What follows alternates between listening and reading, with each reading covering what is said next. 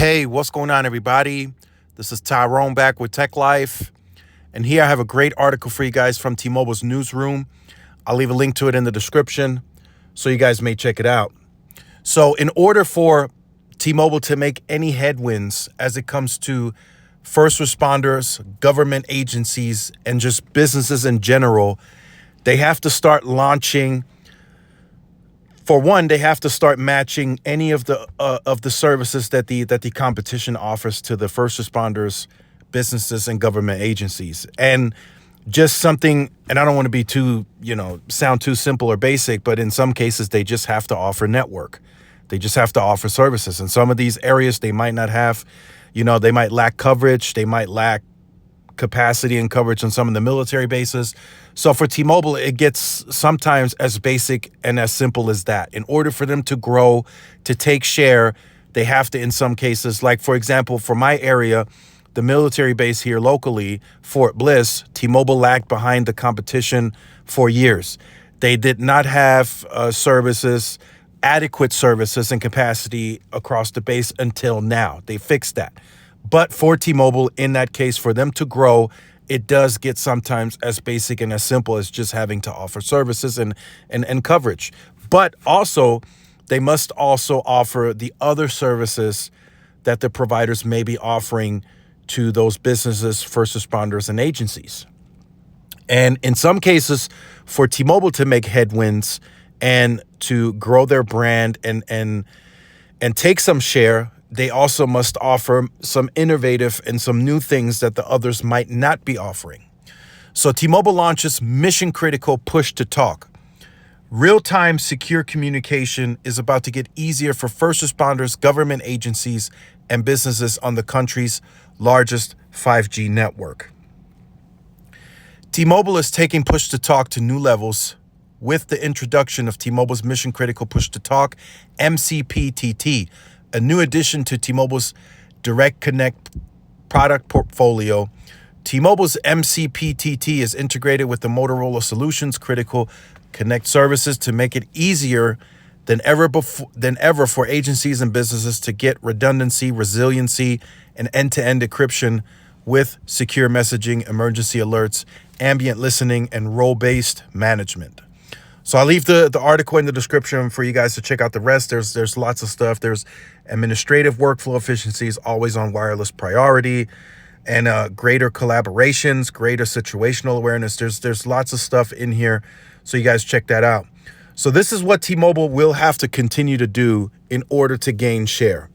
I saw recently, as it pertains to the Fortune 500, Verizon has like 95% partnerships with all of Fortune 500 companies.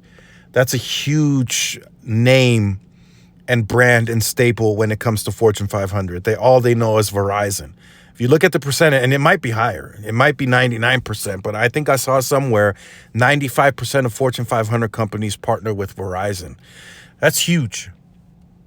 And it's been the same really in when it comes to the government sector.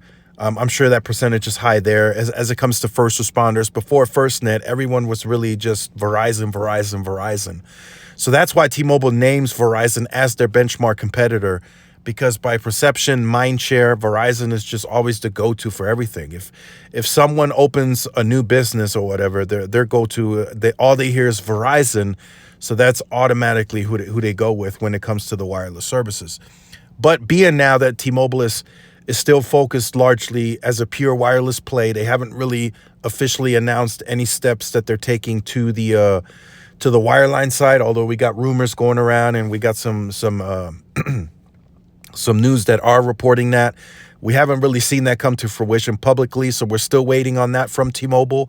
But this mission-critical push-to-talk is coming from T-Mobile. They're launching it. It's in their newsroom. It's an article directly from T-Mobile.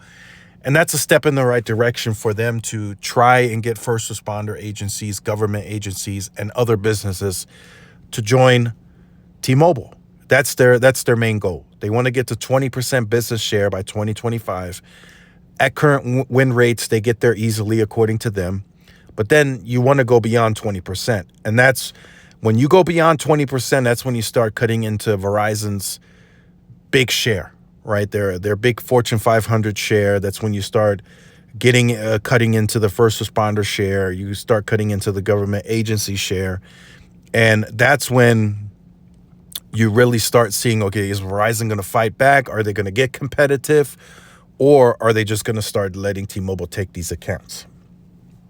We saw that recently with AT&T somewhat, right? There was a VA account. They bidded on it. T-Mobile came in lower on the bidding amount. AT&T said, I don't want to go that low, or I don't want to go below T-Mobile.